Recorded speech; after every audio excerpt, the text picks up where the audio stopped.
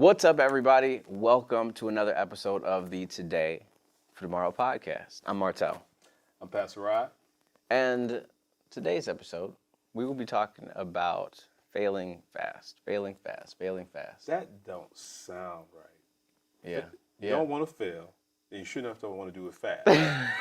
Right. So why are we talking about failing fast? So my idea when I'm thinking about like what does it mean to fail fast? First off, the first time that I heard fail fast, like someone actually say that, it was Denzel Washington. He was talking. He was giving a speech at a commencement. Okay. I don't remember what the school was, but that's the first time I heard fail fast, and he said fail fast and fail often. Okay. And that it stuck with me at that point in time, but I hadn't really understood it yet. Okay. And you said Denzel Washington said that? Denzel Washington. Okay. All right. I'm gonna hear you out. Let me shut up and let you finish though. Denzel Washington. He got some information. He do. That's why I'm standing here. Okay. I'm like, it's got to be good, but bring it to fail fast. I'm still trying to deal with that. But go ahead. So put it in the context of my situation and with entrepreneurship and everything. Okay. Failing fast to me, it means you're going to mess up. You're not going to know all of the answers. Okay. You don't know the full picture and how everything works. You might have studied everything. You might have done the research. Mm-hmm. You might, on paper, know that this makes sense. Mm-hmm. But when you get into it, you're going to run into some challenges. You're going to run into some difficulties. Yeah. You're going to find out that you don't know everything. I'm getting now the light's coming on for me. Okay. Exactly. Now the lights. And so when you're executing on that blueprint that on paper it looks right, mm-hmm. you get to that first challenge. What do you do now? When you get to that second challenge, what do you do now? It's failing fast is getting all of the ignorance out of the way mm-hmm. so that you can get to what you're trying to get to. So, okay, now the pieces are coming together for me, and I kind of get where you're coming from, because the opposite of failing fast mm-hmm. is holding on, expecting something to change when you're not really moving towards that change, in a sense. That's what I'm kind of hearing. So you tell me if I'm wrong. What I'm hearing, I think you say, is that you want to go out there and take that chance, get that risk or whatever it may be, calculated risk. Yep. And when you fail, you learn from it. Yep. And as you learn, you grow. So as you keep failing, you keep learning, mm-hmm. so you don't fail the same way again. So failing fast don't mean failing the same way over and over again. Right. Okay. All right. Okay. I'm getting there. Okay. All right. I'm getting there. I'm a little slow today. I didn't have my coffee, but I'm all right. Okay. Now. And so, like, another part of that is when you talk about failing fast, I think is some people, they're so afraid of the failure or mm-hmm. the challenge that is going to come or the unknown about starting mm-hmm. that they never start.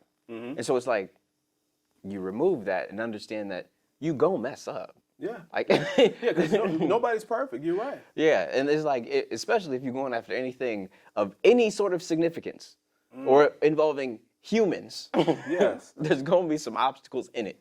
Now, and I can see, like, especially even an entrepreneur in the business world, doing different things, and even things that I'm looking back now that I worked on, and work with other people, mm-hmm. that fear of failure kept me and others often from even pursuing something. Yeah. And then you see it done, and you're like, man, I should have tried it. But you're scared to fail. Scared to fail.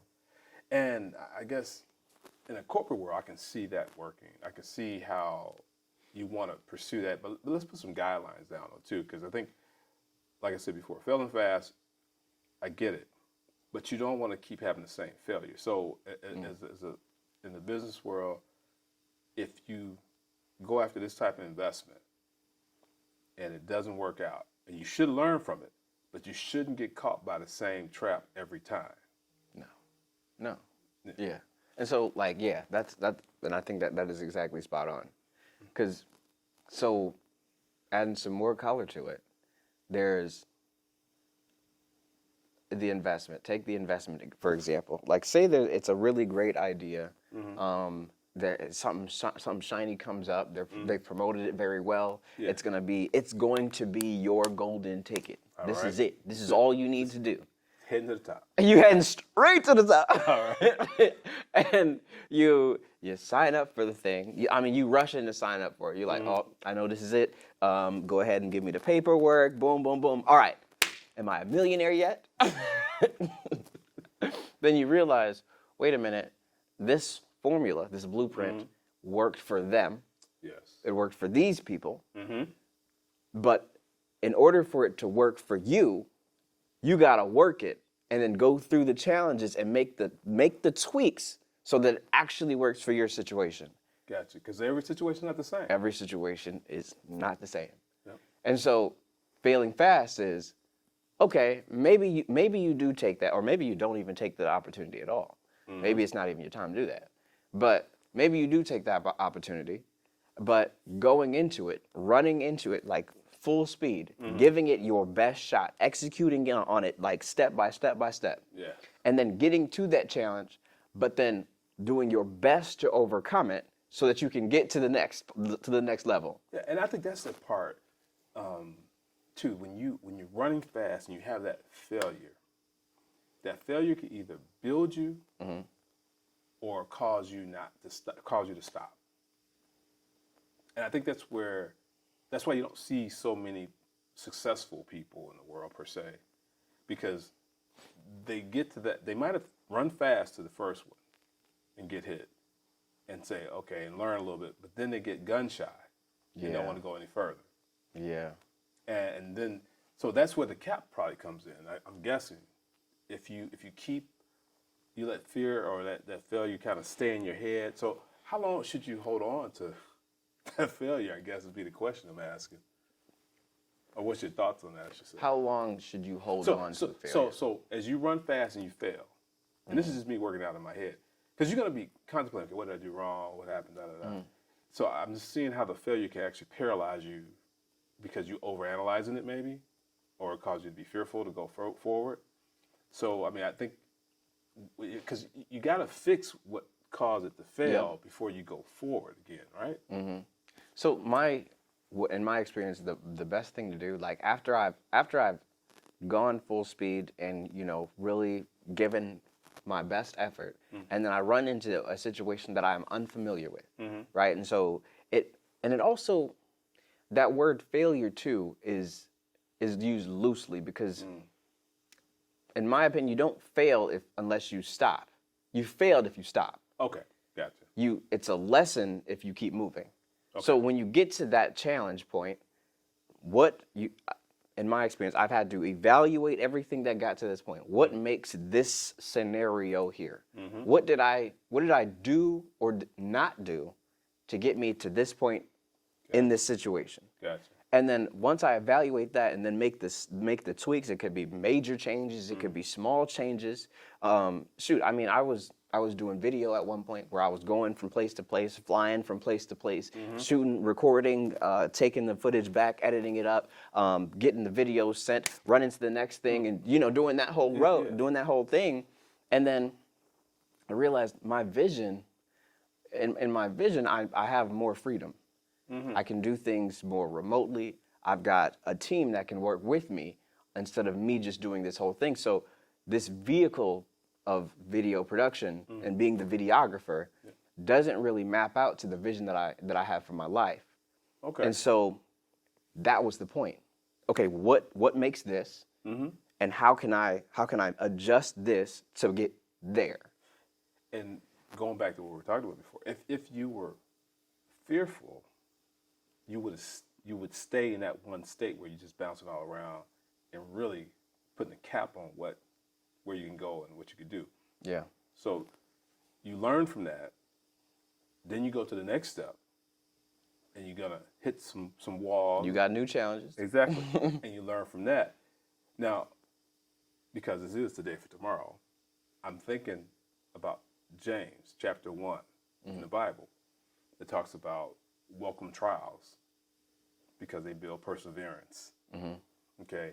And that whole, you say fail fast, I'm thinking about that where it's like as we walk as Christians too, it's like we need to go full blast, knowing that we're going to hit walls, but we need to welcome those trials because it's going to make us stronger. It's going to make our faith stronger.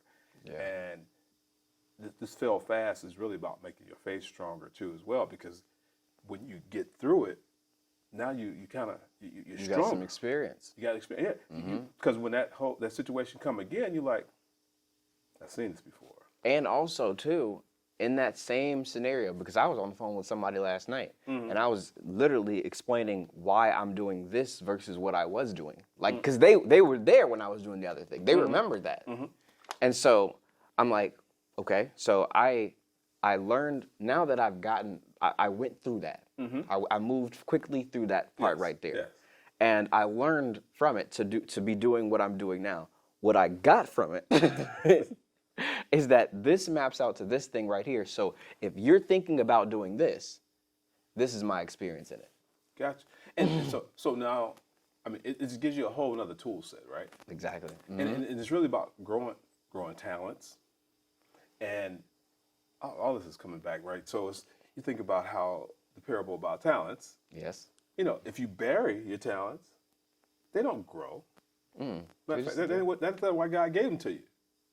He wants you to use the talents, and guess what? He'll give you more if you use them. Definitely. And this whole FailFast pieces, I think it aligns with that. In my mind, anyway, I don't know if you agree, is the same deal. It's like you're not going to grow if you don't have failures. And you're not going to grow if you don't move. You're right. That's true, too. You got to get moving. You're going to stay in one place. Yeah. No, that's true. And wow, yeah, I mean, this subject's a lot deeper than I thought when we started out, because that FailFast piece had threw me off, but now I'm like, I'm in it. I'm with you. And I'm kind of. You're going to get the T-shirt. Yeah, I'm going to get the T-shirt. FailFast, hey, coming your way. All right. Yeah, and I'm kind of looking at my own life where I didn't fail fast, where I was intimidated about what the failure, or worried about where being stuck in that failure or how it would be perceived, and it caused me to be conservative. That perceived. We're going to save that word, but please continue. All right. But I'm going to finish up real quick here. So, but looking back, especially these last couple of years, where that freedom, and it came strictly from God, and COVID kind of did it, where it took that fear away to say, why are you waiting? Why are you waiting? Why are you worried about failure? Because if you don't have faith, you fear failure. Definitely. When you have faith, you don't worry about failure. You don't look for it, but you don't worry about it. But go ahead with that perceived thing. So break down to, just tell me, what is it that stops you from moving? Yeah, well, when I say perception, I mean this, okay. So, for one, I think pride will do it to you, because when you fail, the people around you, you think that they're looking at you, and they call before you've even moved. Before you even moved. You know, map this out like, hey, if I fail, and I'm gonna use the job as a good example. You get labeled, okay. And I'll say this, even as a black man in corporate America, it's like, if I fail, I'm gonna take all the other people down with me, right? Now, that's one thought, but it's a cop-out too, if I'm being honest with myself. It's an excuse not to try. And when to break it down, really for me, and I don't want anyone else to think, a lot of times, I would not move forward out of fear. Out of fear that I'm going to lose something, or that perception piece, or be perceived a certain way, versus looking at it from the faith standpoint to say, okay, did God tell me to do this? Because if he told me to do it, it's going to work. And throughout life, there's been instances where I did what he told me to do. On the surface, it looked like it would never work. On the surface, it was a failure. But over time, looking back, it built me into something new. It did. I mean, I can look back and give you all these examples. And so, yeah, I get it. I get that the fail fast piece. I wish I would have failed faster now. I hear you, man. So like that, And I think that perception point is extremely important because I've had conversations with people who will tell me about the things that they want to do, the dreams that they have, the goals that they have. Like, oh man, I really just, I don't want to, and this is not like everybody just hates their job. But this in particular person would be like, man, I really wish I could just do this full time instead of what I'm currently doing. And it's like, so why don't you do that? Do it. And then like I can understand, like, okay, if you come at me with, well, I've got a mortgage, I'm married, I got 5,000 kids, and this is the most sustainable income that's coming through the household. That makes sense. But Well, does it? are you mapping out? Are you using this? Are you leveraging what you're doing now to get to your desired outcome? Yes. That's where I was about to ask you about, because going back to the excuse piece, because you gotta be prudent, right? You gotta be. You can't go out there and be like careless. Right. Be responsible with what you got. Yeah, you found the right word. I was trying to find responsible.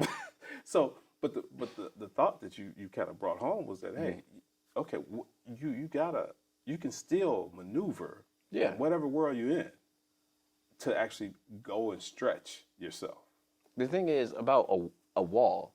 When you run into a wall, typically the thing is the wall is on one side. If you look to the left or right, you got a different direction to go in. Yeah. And so you telling me that you're not gonna start because this is going on, I got the kids, I got these bills and this thing. Have you looked to the left? What other options do you have to get to there? Or are you so stuck on this current thing in front of you that you can't even look at what your other opportunities are? Because you stay comfortable in that state. This is easy. I don't know what's all the way down there, but I know what's over here. I know what's right here. Right here. It's predictable. I might not like it, but I can predict it. Right, and I'm comfortable enough with this discomfort to stay here. Exactly, and and you miss out because and even in the failure itself, to the point, if you're doing something that you felt God moves you to do, and you fail at it, and I've heard you kind of say this in a different way, is that you learn, and then you move on. Yeah, you're gonna get something out of it.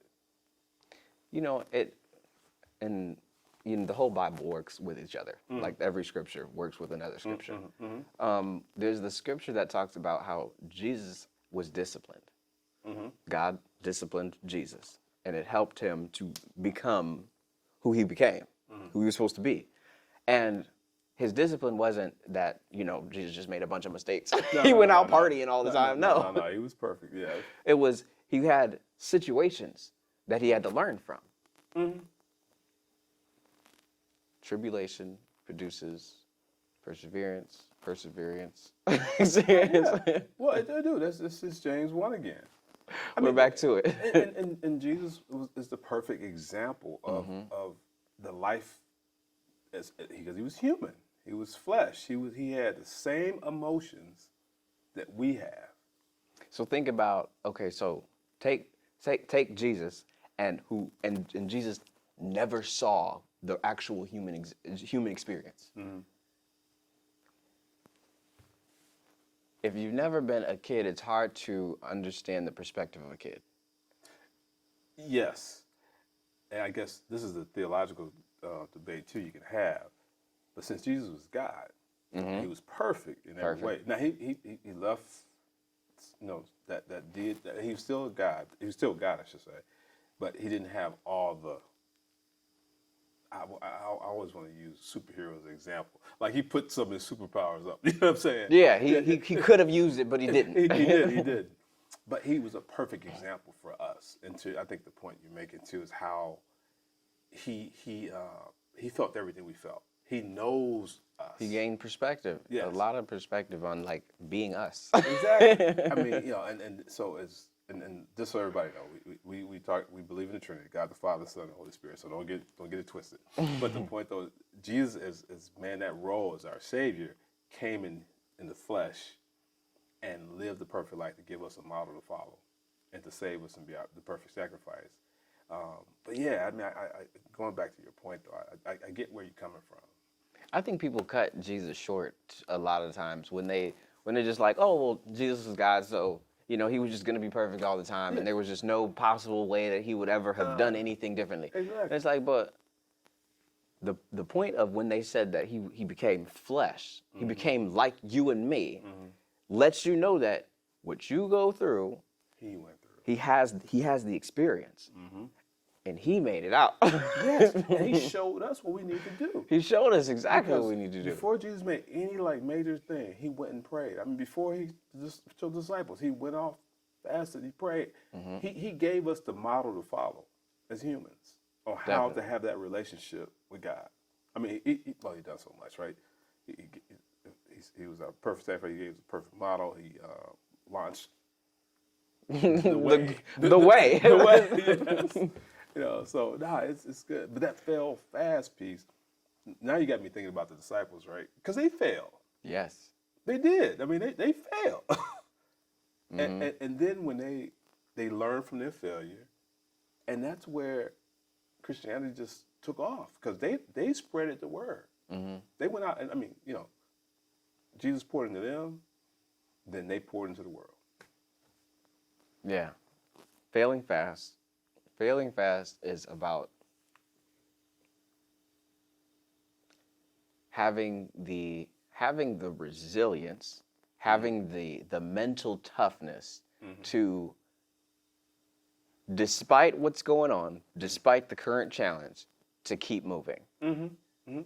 Yeah, and I think we say fail fast, but it has to be faith in there. Faith, God-given faith that you have, that failure is going to turn into blessings. And so let's supercharge fail fast real quick. Okay, all right. So because I've supercharged already. we about to really supercharge. Okay, all right. Okay. So, for the people who aren't Christian, okay? Okay, all right. You've gotten fail fast. Gotcha. Now, for my kingdom folk out there, okay? Right. For my kingdom folk out there, failing fast. Now, put it into the kingdom perspective here. If all things work together for the good of those that love God, Romans 8:28. Okay. then if God told you to do something, that means that he already prepared you and prepared everything so that you could do it successfully. What does success mean? Success means fulfilling the purpose for which you do something. Yes. So if God already prepared you for this, he made you, he structured you with your, personality, he gave you your gifts and abilities, and he told you to do this thing, that means that this road that you're going to take, everything that you're going to need is going to be on this road. Now, if you come into a roadblock, okay, you're at the roadblock, oh man, I don't know what to do. Just know that this thing right here is not against you. It's not to take you down, it's to build you up so that you can go faster and further. No, you know what? I love that point. You're right. Because that roadblock, a lot of times, can cause frustration and like, hey, Lord, you told me to do this. What's the... Well, no. He's telling you something through that roadblock. What is he saying? What is God saying in this situation? Exactly. Because it could be, okay, pause for a minute, change directions, get a hammer, knock the wall down, whatever it may be. But he's to your point, he laid it out. Trust him. Trust him. Now you rely on faith and you keep moving forward. So you've gotten to your first lesson. Get to your next one. Exactly. And that's all life is. Life is full of lessons. I mean, and even when people are frozen in a state where they're just fearful and don't want to move, they never get the lesson, right? It's almost like school. If you don't pass the test and get your grades, you won't go to the next grade. So the question is, repeat it or quit. Exactly. And the point, though, is that in life, if you don't move, you're going to stay in that same grade. You're not going to learn anything more. You're not going to progress. You're never going to make it to high school. You're never going to make it to college. You're never going to make it to wherever God has you to go. Yeah. You're just going to sit there and you're going to watch people pass you by. Growth takes change. We've talked about that before. It do. And you got to fail fast. Well, failing fast gets you to where your purpose is faster. Definitely. And the last thing I want to say on this is like when we put it into that context of you get into that roadblock. You said it. You said, okay, at this point you might need a hammer. You need to just take this wall down. Okay? Or another situation where you might need to just change direction. You were going in the right direction, and this is good. This was good for that period of time. But now, to get to where you were created to get to be successful, you now have to go in a different direction. Yep. The time that you've had to break down that wall, you learned about what was needed and what scenario required taking the wall down. Yes. You got that. You got to a point where you had to change direction. Okay, so now you've got two things in your tool belt. Yeah. You know what it looks like where you need to change directions, and you know what it looks like when you need to just take the wall down. Exactly. And let's, what you just described, let's put it in a real world thing, right? So you can get what we're talking about here. There are situations that we run into in our life where we got to fight. Meaning that, okay, I need to knock this wall down by persevering. I need to knock this wall down by not giving up. I need to knock this wall down because this is where I'm being told to go, and I'm going to go there. One way or another, I might get rained on, it might be snow, I might have to get muddy, but I got to go. And that's when you got to just be, hey, God, give me strength to do it. Then it's times where, you know what, this is not the right direction. It's going to take me down a path of quicksand. And I need to turn. I need to go somewhere else because I've gone as far as I can go here. You're gonna be shooting videos for the rest of your life. Exactly. At this point. At this point, yeah. And it's gonna take you down a path where it's gonna dry up. So now you gotta, take what you learn, like in your case, and then you need to grow it into something different and new. Because if you stay on that path, it's gonna dry up. You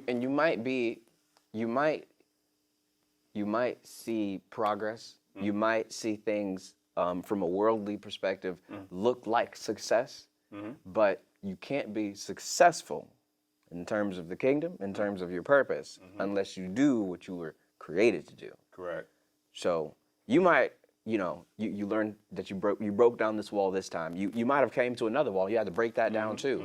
But this time you need to change directions.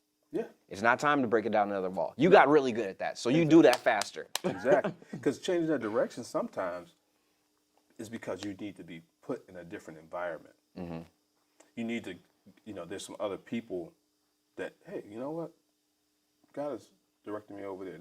They've done this before. They're where I want to go. So, hey, he's having you work with them to grow you. It's crazy because like when you're moving. And when you're failing fast, right? You start to see more. You then realize when you get to that next roadblock, it's like you wouldn't have been able to see this 5 miles back. But now that you're here, you can see, oh wait, there's another road over there. Yes. Yes. This exit is now available. Yes. You never would have known it was there. You never would have known if you never started. No, exactly. You wouldn't know. You wouldn't know. I mean, it's I'm gonna use school as an example again. Like, I had to take a lot of math classes, right? And I had to take 2 semesters of physics, and I'll be totally honest with you, I was just going through the motions. I was just trying to write down all the formulas, do as many problems as possible, so I just kind of remember how the problems were done. I didn't really understand, because the teacher would tell you, when you be able to derive all the equations you need. And I'm like, they're crazy. You can't derive all. And so I would, they give you a cheat sheet to write down all the equations to take into the test. So I would fill up, I was like so small, all these equations. I know what you're talking about. Yeah. So, I got through finally, and it was tough, y'all, trust me. But then I wound up tutoring physics like a year or so later, and that's when I learned it. Got you. Okay, so I failed. I mean, when I say fail, I didn't get it. It didn't get in me, but it prepared me, and then I learned it by tutoring it. That's that change of direction type deal. Right. Right. And lo and behold, down the road, I was able to use some other things I learned later, and that's what we talked about, this fail and fast piece. Yeah, it might fit, but hopefully you understand what I'm saying. But that's what came to mind. I mean, because I didn't know it. I'm telling you, Martha, I didn't know it at all until I started tutoring it. I know what you mean. I definitely know what you mean. So, man, I think the summary, the bullet points here. All right, and break it down for us. Is we got, when you first start moving. Yes. Get moving. Going, yes. Like, if you ain't on the road, you ain't got to worry about none of this. I mean, you don't even need this episode. Just get moving first. Yes. Okay? Yes. And then when the first challenge comes, evaluate. There you go. Don't just brush it off. You might not be able to move. Or if you don't pay attention to this, your whole road could be ended. Yes. Quickly. Yes. You're right. Take this, learn from it, evaluate what causes this, and then make sure that if this ever comes up again, because you might be able to eliminate it completely. You're right. Right? You're right. You might not. But see if it you again, come up with this again, because you might, if you learn from it this time, you know, the crazy way that the world or that life works is this might be just preparing you for this thing to come up in a way bigger way. Exactly, it is. You learn it today, you won't fail. You won't get caught tomorrow. Exactly. And so we started. We're evaluating our situation, and we keep moving forward. Correct. And the last thing I would just say, don't fear failure. Don't fear it. Don't fear. You gonna run into it. It is. And faith and fear cannot occupy the same space. They don't work. They don't. It just wouldn't work. So I think your points are dead on, Martel. I think, fail fast. Fail I think fast. we should get a shirt that say that. Fail fast with faith. Yes. Put that third The F three in there. Fs. The three Fs. Hey, you need to copyright that. Hey, 3 Fs of success. Get ready for the 3 Fs for Success Conference coming 2020. All right, Martel, you ready to take us out of here, man? Thank you all for being here. Thank you all for tuning into the Today for Tomorrow podcast. Again, my name is Martel. I'm Pastor Rod. We hope to see y'all next week. Peace. Peace.